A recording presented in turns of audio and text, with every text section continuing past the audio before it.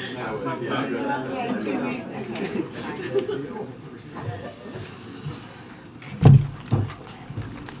gonna get the day right. Happy Tuesday. And for those of you who are jet lagged, I feel your pain. Okay, let's get going. The President and Speaker McCarthy had a productive meeting yesterday about the need to prevent a default and avoid a catastrophe, for our economy.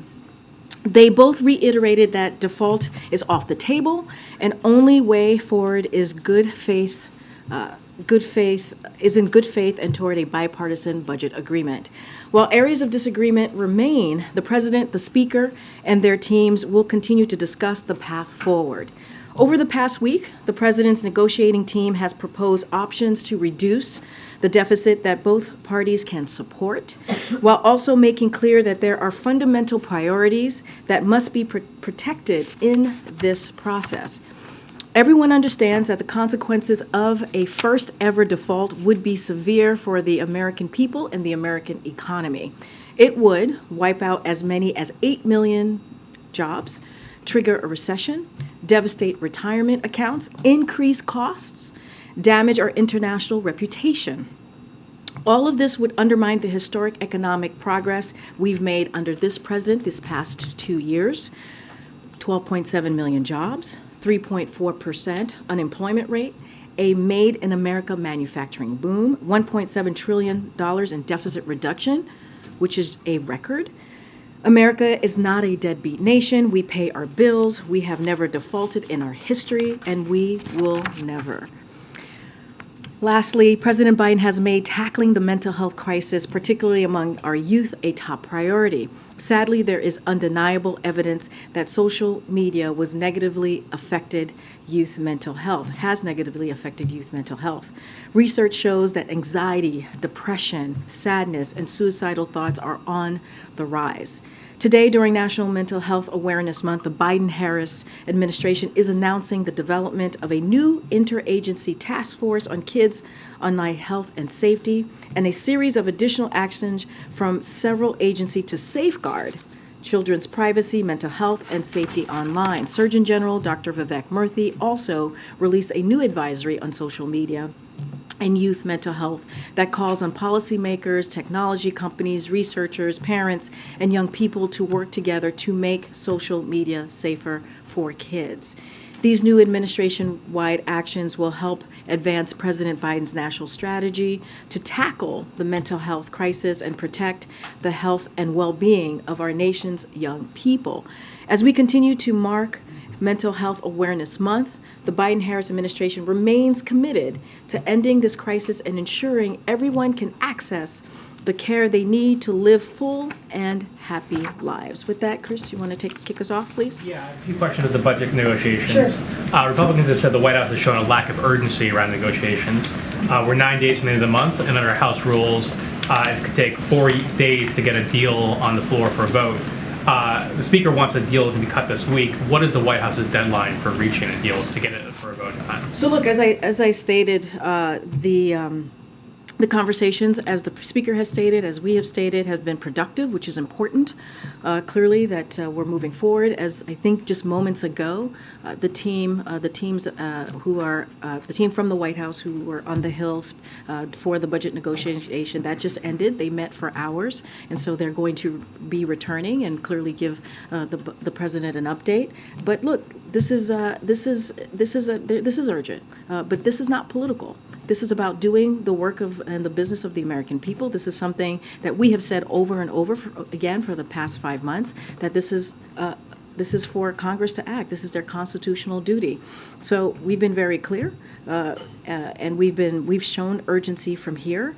And look, we think Republicans saying that the White House is not showing any urgency is a ridiculous question, is a ridiculous statement for them to be making. And so we've been saying this for months. Congress must ask, Congress needs to act, and we'll continue to lay the line on that. So oftentimes when these meetings happen, the White House or other parties call them productive. That's the word is often used. But can you say that we're actually closer to a deal now than we were last week?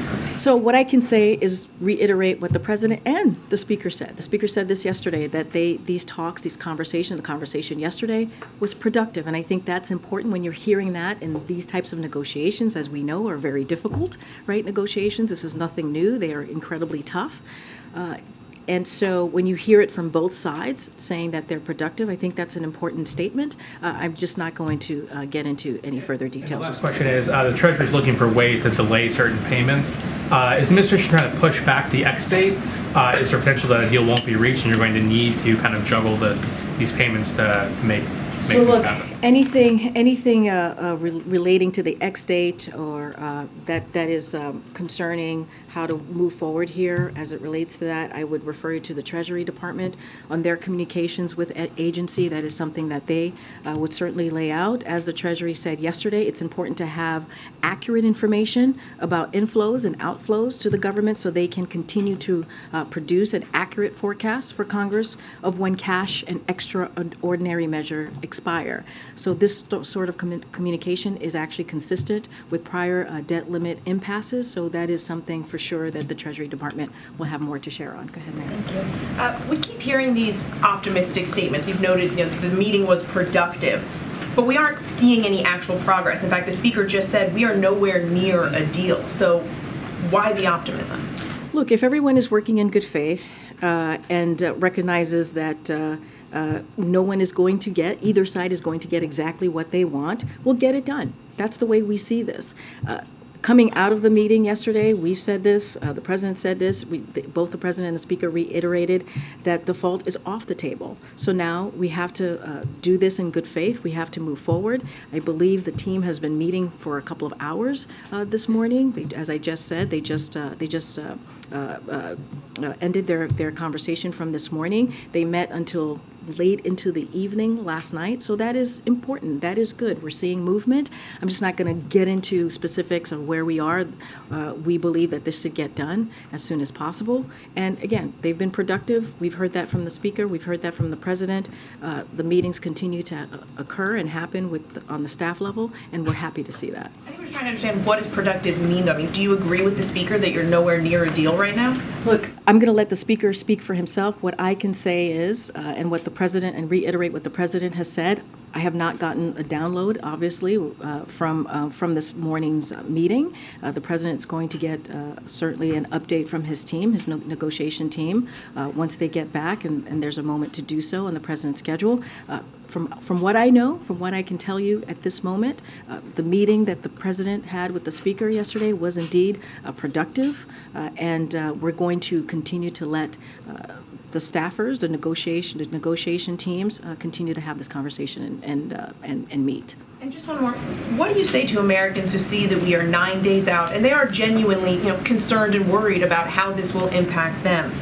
How worried should Americans be right now? Look, this is something that the President has been saying for months, for 5 months now, how it is important for Congress to act, how it is important for them to do their constitutional duty, is to deal with the debt limit. We've been very clear because we've laid out, I just laid out at the top, what this could trigger if we don't indeed meet that X date that the Treasury Department has laid out for not just for us, for all Americans.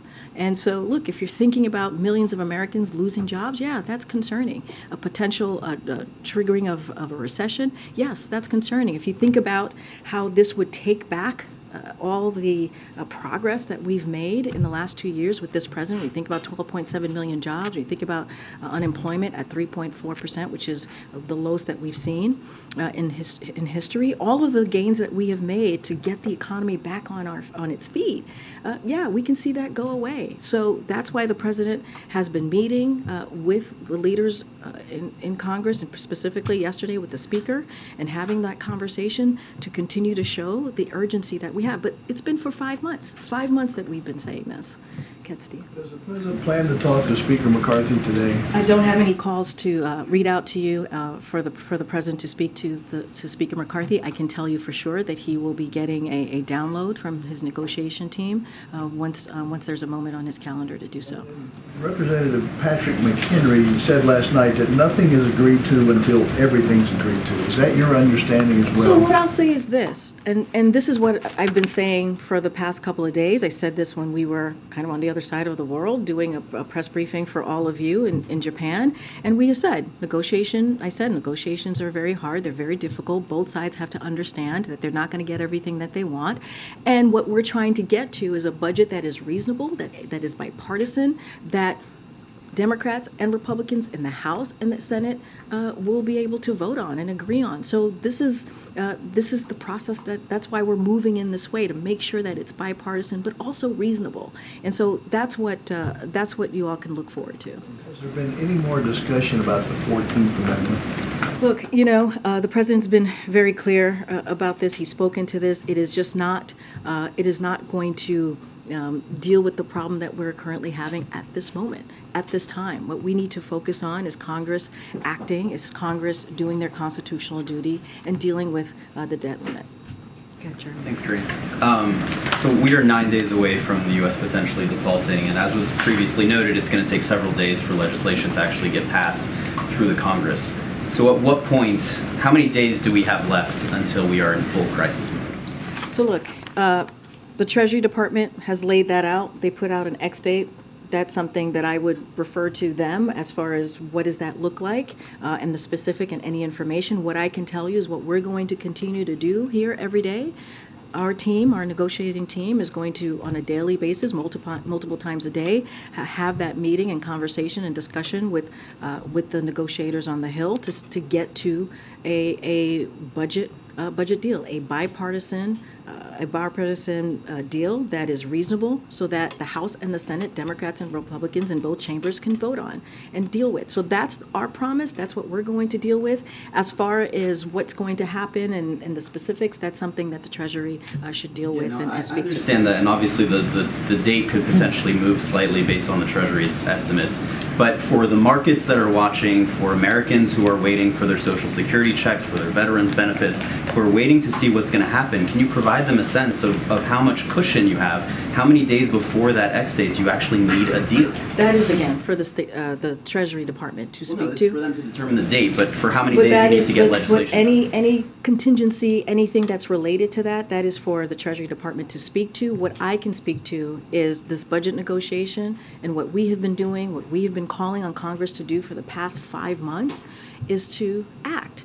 And so we're going to continue to have those conversations. We believe they've been productive. We believe there is a space and an opportunity here to have a bipartisan, reasonable budget agreement that, again, the House and the Senate can vote on, and that we can get the business of the American people done. And on the specifics here, the Speaker and his team have said that the federal government needs to spend less money next year than it is spending this year, meaning that they need cuts, not just a freeze in the way the White House has suggested.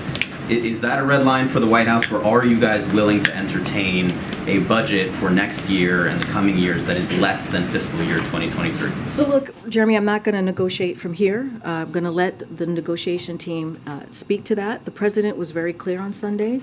We put forward a proposal that cuts spending by more than $1 trillion. That is on top of the budget that the president put out on March 9th. That showed more up to $3 trillion, nearly $3 trillion more in budget dealing with the budget cut to cut the deficit, to be more specific, and that was in his budget. So he called for another $1 trillion on top of that.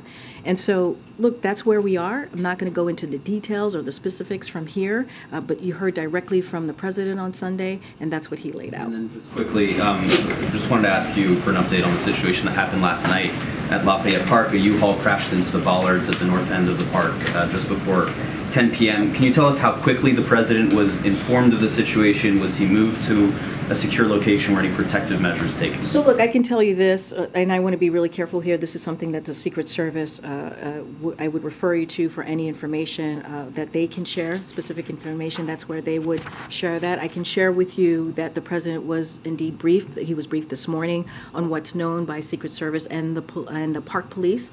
Thus far, he's relieved that no one was injured last night.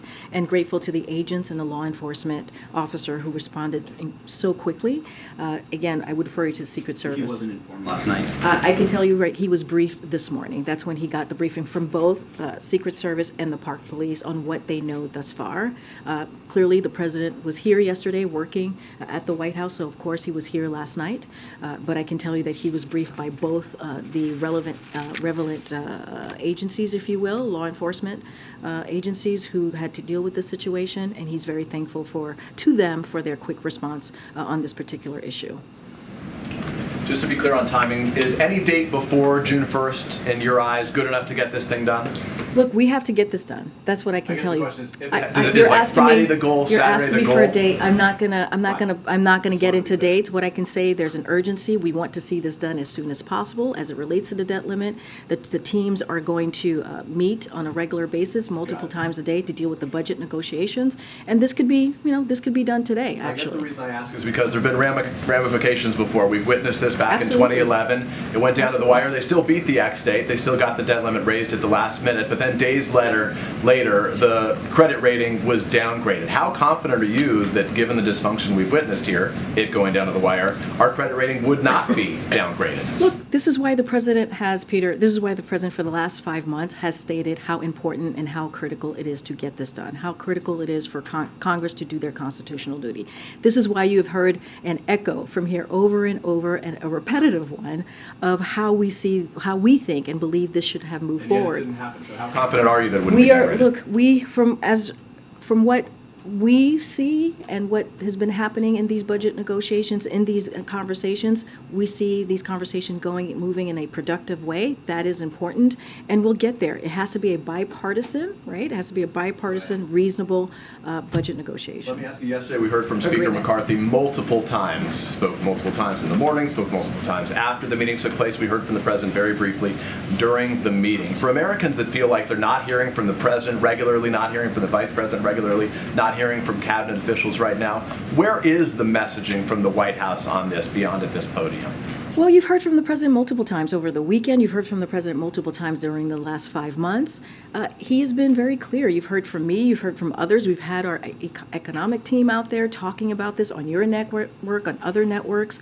And so we've been very clear for the past 5 months. I wouldn't just look at the last couple of days. The past 5 months, consistently.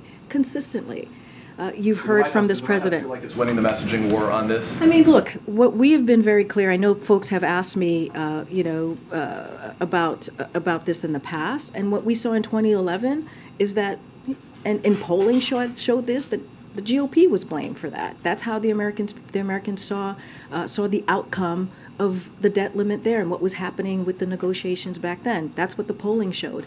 So what we're going to do is we're going to continue to either speak from here almost every day. We speak from here about what's going on. You've heard from the president. You've heard from the economic team. You've heard from Democrats, the leadership in the House, in the Senate speak to this, about the urgency, about Congress actually needing to act and doing their constitutional duty. Last one is you said that if both sides are working in good faith, this will get done. Does the president believe that Kevin McCarthy is working in good faith? What the president believes is that the conversations have been productive, and that is important. And just to reiterate this, negotiations are hard.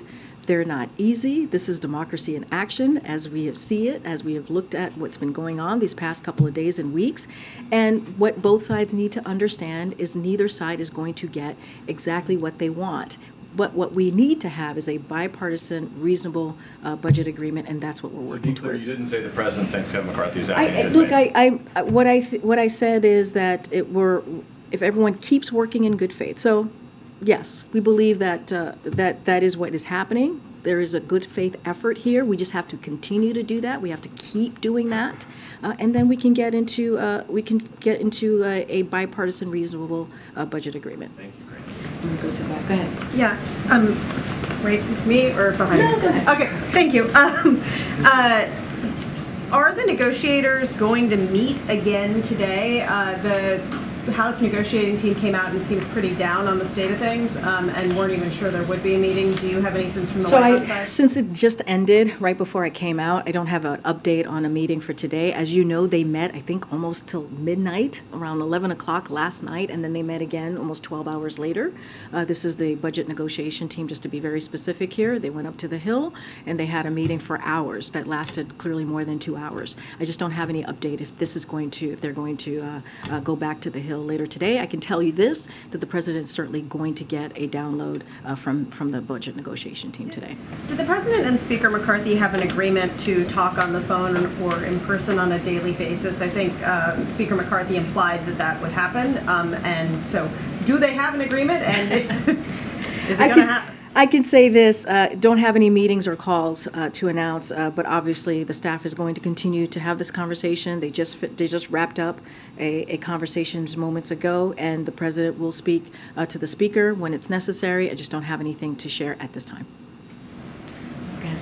Thank you. I know President is busy with the debt negotiations, but what is the directions or messages he has given to his team for preparing for the state visit next month?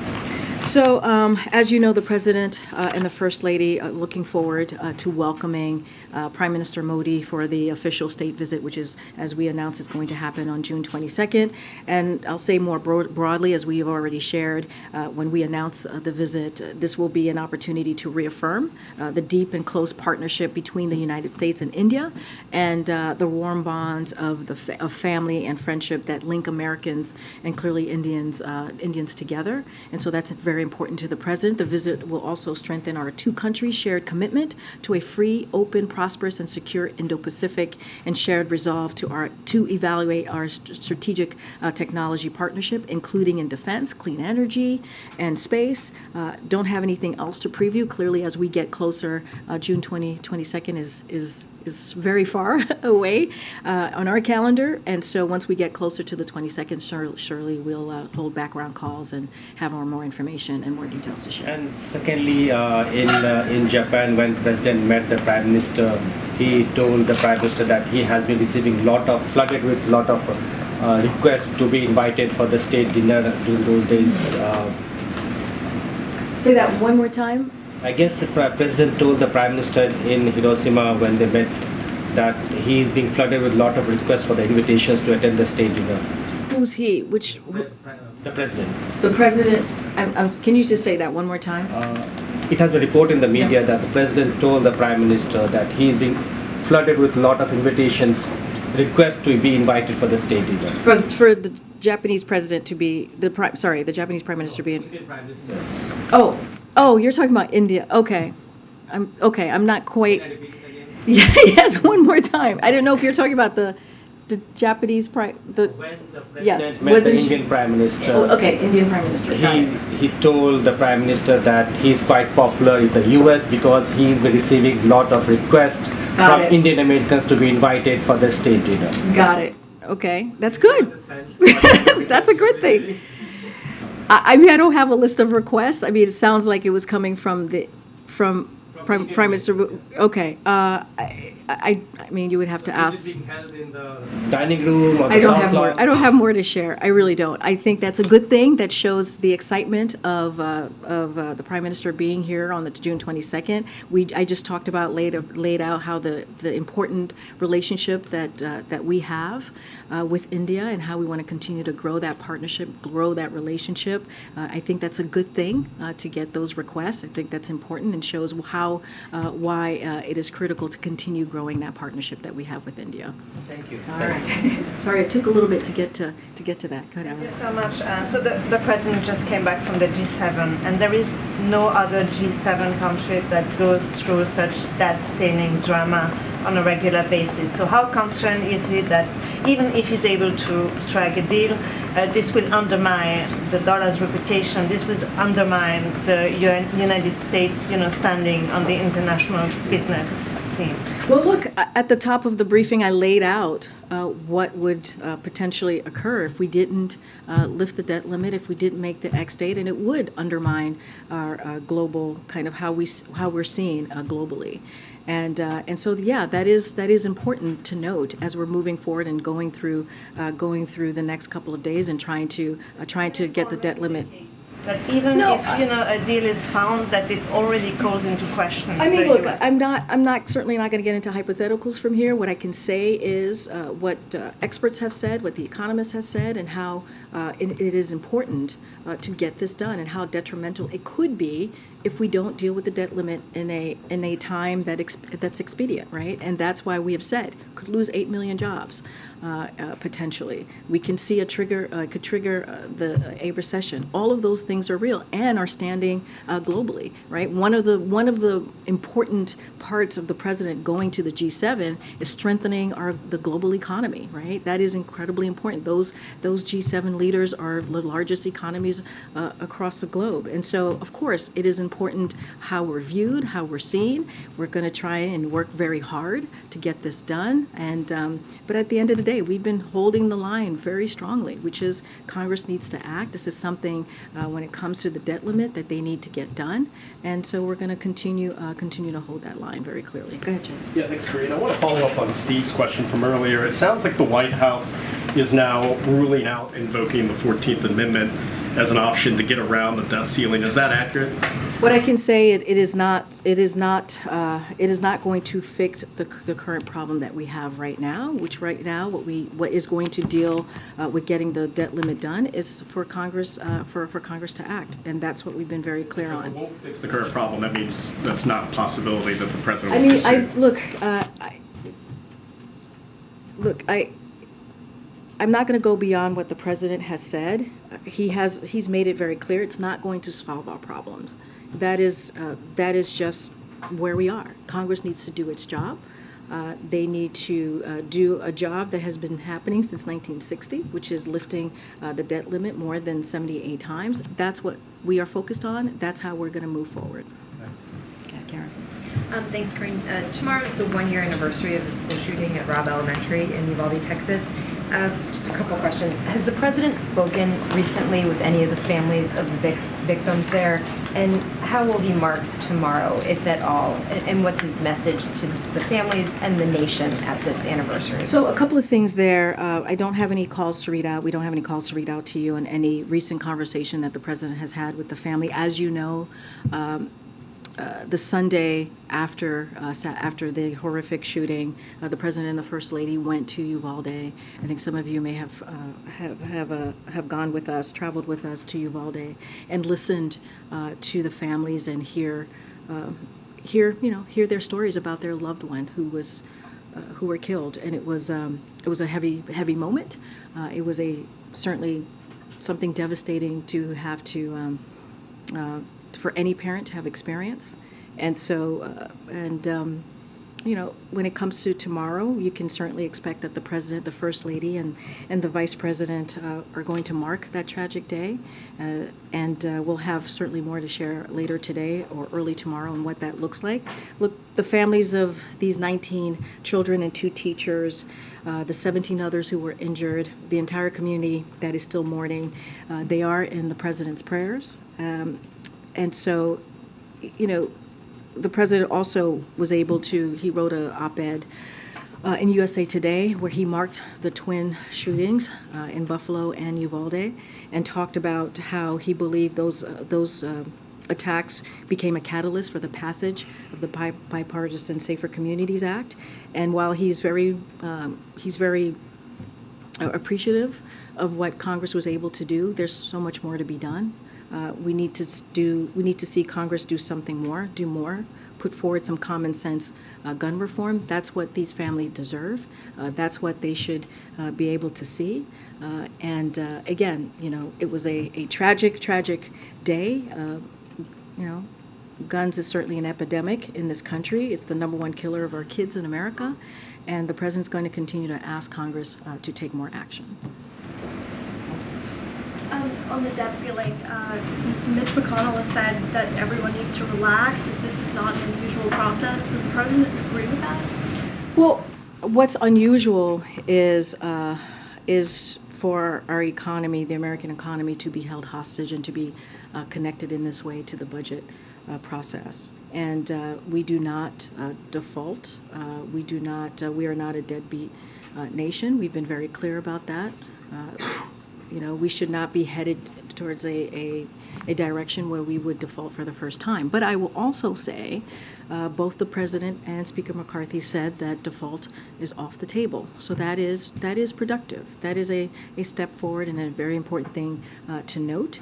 And so we're going to continue to ask Congress to act and to get this done and to lift the debt limit. And does the White House see any potential in negotiating short-term rates? That is something that both the Speaker and we have said is, the Speaker has been very clear that is not on the table. And so we're going to continue to get this done in a way that should be done, right? Which is Congress to act and to deal with the debt limit. Thanks, Karine. To follow up on the 14th Amendment again, the last time the President spoke about this in Hiroshima, he actually said that he was looking at the 14th Amendment and he thought that he did have the authority, but the question was essentially whether it would get tangled up in court in appeals. And he said that's what is unresolved. So has the White House determined that there is not enough time to invoke the 14th Amendment? So look, the 14th Amendment, as I've been saying, doesn't solve our problems. Congress must act. The President actually has said that multiple times. And understandably, the President gets it, right? He knows that any action needs to be strongly supported by the law. And I think that's what you heard from the President. Look, I'm certainly not going to get into legal opinions from here. That is not something that I'm going to do from here. But again, at the end of the day, it doesn't solve the problem that we have now. But the last time we heard from the President, it was still on the table. Is it on or off the table? The President also said on Sunday that it's up to lawmakers. This is up to lawmakers. And so Congress, again, must do what it's done since 1960, 78 times, which is deal with the debt limit and make sure that we are not a deadbeat nation. That is something that he said as well. But understandably, the President wants any action to be strongly supported by the law. And that's what you heard from the President. But he's also said, reiterated many times, it doesn't solve our problems and Congress needs to act. You said today that negotiations are hard and they take time. Did the President wait too long to engage with the Republicans on the negotiations that he's in the middle of right now? The President has been engaging or trying to engage with Republicans for months now. For months. He put out his budget on March 9th. You heard us talk about this. You've heard us lay it out. You've seen the budget, what the President laid out on March 9th. You know, and Republicans passed their budget plan at the end of April. And then days later, that's when budget negotiation started. And so we've been clear for the past 5 months how important it is for Congress to act, for Congress to do their constitutional duty. That is something that we have been clear on. That is something that the President specifically has been clear on. And so I'll just leave it there. I'll let the record show what we've been doing for the past several months. Go ahead, Steve. Thanks, Karine. Last fall, the President was asked about a recommendation by the Treasury Secretary that Congress repeal the debt ceiling. At the time, he dismissed the idea. He said it would be irresponsible to do so. Given where we are, given the risks, given all the horrible things that potentially could happen, does the President still believe that there ought to be a law that caps the nation's statutory borrowing authority? Honestly, I'm just not going to get into that right now. Right now, what is the urgent nature that we see in front of us is getting this debt limit done, which is making sure Congress does its constitutional duty and do something that has been done 78 times since 1960. That is what's urgent. That's what the American people deserve, and that's what should be happening. One of the things he said yesterday in the Oval Office is that if there is a deal, the challenge that both leaders will face is selling it to their respective constituencies and their parties. Can you describe the outreach that's currently underway between the White House and Congressional Democrats? So I'm not going to get into private conversations, but clearly our team here, Office of Leg Affairs and other offices in the administration, and along with the congressional leaders, have been in touch with members and with certain teams clearly in Congress. Those conversations will continue. That outreach was continue. I'm just not going to read out those private conversations, but that's what I said. I said negotiations are hard, right? It is democracy in action is what we're seeing currently right now.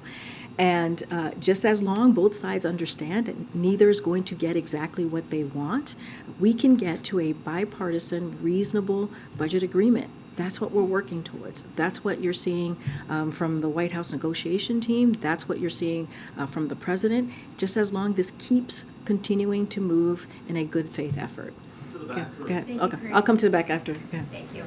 The tone in the last few days has been very respectful between the White House and McCarthy's team. You just said a few moments ago that McCarthy's team is working in good faith. But this morning you had House Minority Leader Hakeem Jeffries slamming MAGA Republicans for dangerous default gamesmanship. You had Pete Aguilar saying McCarthy's beholden to the most extreme members of his party. So is House Democratic leadership undermining the work of the administration right now? Not at all. We are aligned with them, with the leadership on both the House and the Senate, and that continues. And we have been aligned with them for the past several months. Does Jeffries speak for the party here? I believe he's the leader of the Democratic caucus on the House, so I would presume that is a yes. So it just seems like there's a bit of a divide between the rhetoric that he's using and the rhetoric we're hearing out of the White House. Look, I think multiple things could happen at the same time. Clearly, Leader Jeffries is a partner in this, has been a partner as well as Leader Schumer. That will continue, and I'll just leave it there. I'm going to go to back. The discharge provision, one more. Is that at all a signal that House Democrats doubt the president's ability to lead the country to a solution here? Well, that's an extreme analysis or final kind of analysis there. I would say if you look at what the president has done the last 2 years and the leadership that he has shown in passing historic pieces of legislation, bringing the Democrats together in passing in the Inflation Reduction Act, when he brought the Democrats together to pass his first legislation, which is the American Rescue Plan, that helped get the economy back on its feet. That is a president that has led. That is a president that has continued to lead. You look at the economy has been able to create 12.7 million jobs. It's been able to see an unemployment rate at one of the lowest that we have seen in modern time. And that's going to continue if we continue to do the work of the American people, get this budget negotiation done. And here, that's at stake. The work that this president has done, that is what's at stake right now. The discharge provision, that would be like an end run around what the president is doing. Absolutely not. Look, I would refer you to Congress on their processes and what they're trying to do in Congress. But to say or suggest the president's leadership is in question, I think is completely false. I disagree with that premise and certainly with that question, because if you look at the last 2 years, if you look at what Democrats have been able to get done with the leadership of this president, that is the complete opposite of what you just laid out. Go ahead, April. Two topics. On the debt ceiling, you were strategic last week in saying it was conversation. There were a series of conversations versus negotiations. That is now turned. When did that wording change and why? And what is the sticking point within these, or what are the sticking points, if you will, in these negotiations? Can you say that one more time? What's changed? You were saying what's changed? You were very strategic in saying they're not negotiations, they're conversations. Well, I've always said that budget, we are negotiating on the budget. I've always been very clear about that. I said that default is not negotiable. That's what I've said. I said default is not negotiable, but that, the president has always seen this as two separate conversations, two separate discussions, and we are indeed been negotiating on the budget. That's what you've seen from the outcome of these conversations, and that's what you'll continue to see. So how officially have you begun the negotiations? When did the negotiations actually start? Well, once the House, right, was able, the Republicans in the House were able to pass their budget plan. I believe it was April 26th. The president invited 5 days later. The president sat down with the leaders, and they started having conversations. And then after that, you saw the budget teams announced. Budget negotiation teams announced, and you've seen and you've all have reported what's been happening for the past several days. And second topic, the NAACP has made a move, a travel advisory for the state of Florida after several issues against the other, if you will, from Governor Ron DeSantis. And they're saying that the hate that is coming out of this political season is dangerous. What do you say to what the NAACP has done? I mean, they're following behind other groups, be it groups supporting race or LGBTQ+, but they're making a bold statement. What do you say to this? So I'm not going to comment on travel advisories specifically, but I'll say this more broadly, and where we have been as an administration, as a White House, we've been outspoken about the impact of misguided policies advanced by Florida lawmakers. Republicans in Florida have attacked diversity. They've attacked inclusion efforts. They've limited the teaching of Black history. And they've launched attacks on the LGBT youth, immigrants, educators, and women's reproductive freedom. That's what you have seen from lawmakers in Florida. So I'll let NAACP, I'll let LULAC speak to their specifics of their travel advisories, but this administration is going to, as we have for the past 2 years, continue to speak out against discriminatory policies pushed by state leaders across the country, and we've seen them across the country by Republicans, extreme Republicans, putting forth these policies, these legislation that hurt Americans, that take away their freedom. And so, again, we're going to continue to be outspoken. That's what we believe it is our duty to do here. That's what the president believes, and we're going to continue to call this out. Thank you. In a closed hearing today, a Russian court extended the pre-trial detention of the Wall Street Journal's Evan Grushkovich until at least August 30th. What is the White House's response to that decision, and can you provide any updates on the administration's efforts to secure Evan's release? So we are deeply concerned that Russia has extended the pretrial detention of Evan Grushkovich by an additional 3 months today. We have been very clear that the claims against him are baseless. Russia should release Evan and Paul Whelan immediately, and will continue to be very clear on that point. On another topic, China has said it'll ban big companies from buying Micron's chips.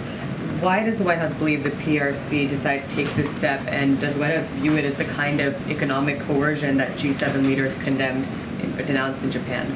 So, look, the recent announcement by the PRC regarding Micron, we believe are not based in fact. And so the Department of Commerce is engaged directly with the PRC to detail our views on this. We're certainly troubled by the action and the recent raids and targeting of American firms, American companies.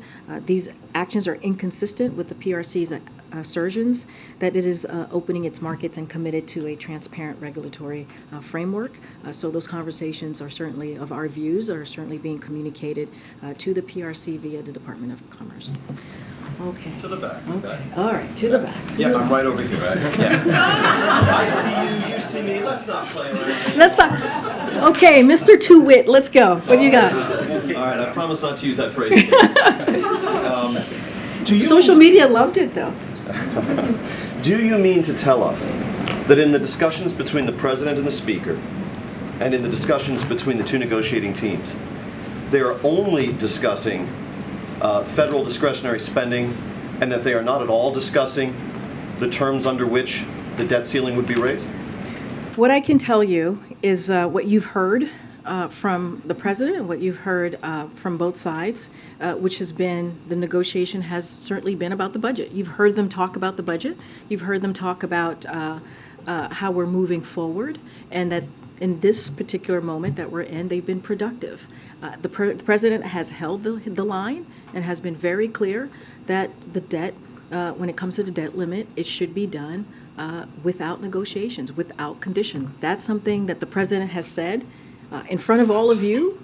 And he also said, in the actual I rooms. just told you. Talking about the debt ceiling, about I how just long told it would you. be raised, by how much. That's not a subject of discussion. Well, first of all, I am telling you what the president has said to all of you. I know what he said. I follow it very closely every day.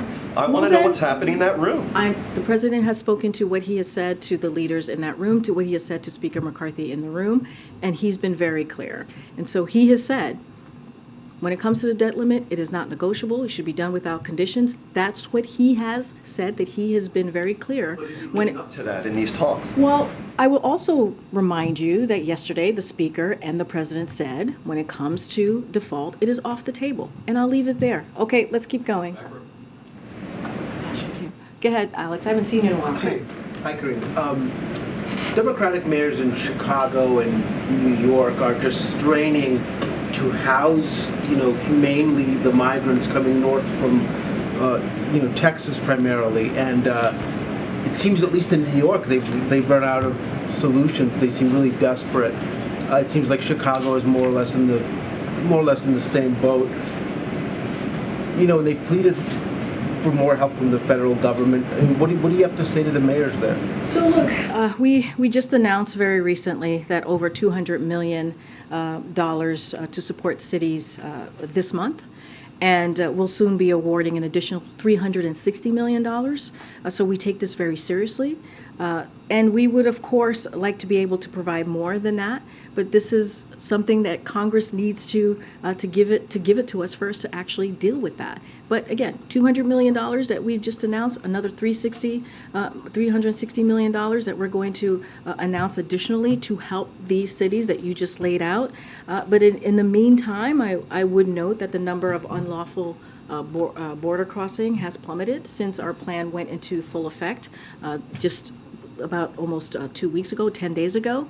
And so that's because we put a plan in place that dealt with diplomacy, deterrence, and enforcement. That's what we did, and that's what you're seeing once our plan took in effect. You actually saw numbers of unlawful border crossings plummet. And so that is important because the actions that we've put forward is actually working. When it comes to the cities, we're doing everything that we can. Of course, we would want to do more, but we have to have Congress to act as well. All right. Okay. Thank you so much. Is it me or is it the guy behind me? I'm going to take The it. floor, Okay. the floor is yours, Anita, if you want. I'm going to follow up on Sabrina's China question. When the Commerce Secretary meets with their Chinese counterpart in Washington, what are the administration's objectives for this meeting? Should we see this as a sign of a warming up of relations between Washington and Beijing? And, are they going to discuss this proposed executive order that the president is mulling over about preventing American companies? So I'm certainly not going to get ahead of that conversation, of that meeting. I think it's going to be a very important conversation, clearly a meeting that the Commerce Department's going to have. What I'll say as it relates to the next steps and other meetings and other travel by cabinet secretaries, we've been very clear when it is appropriate, we'll certainly revisit Secretary Blinken going to China, and we've talked about Commerce Secretary going to China, and it's also Secretary of Treasury going to China as well. But when the time is right, when we feel like it is appropriate, certainly those conversations will continue, and we will re-engage on a potential travel, but certainly not going to get ahead of what's going to be on the agenda or what's going to come out of those meetings. Quick Africa question. An inquiry out of Pretoria finds that indeed a private South African company did supply weapons to Russia. So how does the White House feel about this? What could be the consequences? Is Pretoria going to be receiving an angry phone call or maybe a rap on the knuckles, changes to their AGOA status, anything like that? So I'll say this more broadly. I'm not going to speak to an individual company here, but look, Russia is waging a brutal war, as you all have been reporting and you all see, against the people of Ukraine. And we are constantly working to cut off funding for Putin's war machine and to undercut Russia's ability to carry out this conflict. And so, as part of those efforts, we have strongly urged countries not to provide support for Russia's war, but certainly I'm not going to get into either any private diplomatic discussions or private companies from here, but we've been very clear on what we have seen Russia do to the people of Ukraine, but we've also seen Ukrainian people over the past, and this is something that the President said over the weekend, bravely fight for their freedom. And so we're going to continue to do everything that we can to give them the assistance that they need to fight for their freedom. So I'll leave it there. Go ahead. Yeah. Thank you so much. Speaker McCarthy said yesterday in front of the White House that the reason why we are in this problem is because every time Democrats wanted to make a deal, they wanted to make a deal about spending more money. So do you agree with Speaker McCarthy that Democrats have a spending problem? No. TwoWhit. No, TwoWhit. Look, I'll say this: the president's budget reduces the deficit, as you know, by nearly $3 trillion over 10 years. Right? This is a president that believes in dealing with the deficit in a real way. That's on top of the $1.7 trillion that the president has been able to reduce the deficit the last 2 years. So the president takes this very seriously. He's proposed reducing the deficit by eliminating tax breaks for carried interest loopholes, retirement for wealthy real estate investors, and cryptocurrency. He's also proposed raising taxes for billionaires, stock buybacks, and big corporations. And let's not forget the subsidies for big pharma and big oil. For big oil, it costs about $30 billion.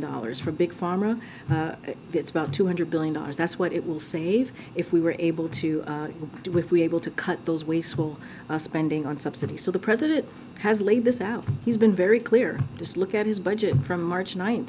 He's laid out how we can cut spending on behalf of the American people and American families. And that is on top of what he's been able to do the last 2 years, $1.7 trillion. Now, more recently, he also talked about doing an additional $1 trillion on top of the $3 trillion that he proposed in March 9th in his budget. So he's taking this very seriously. Okay, thanks, Karine. Okay, guys, I'll see you tomorrow. Thanks, everybody.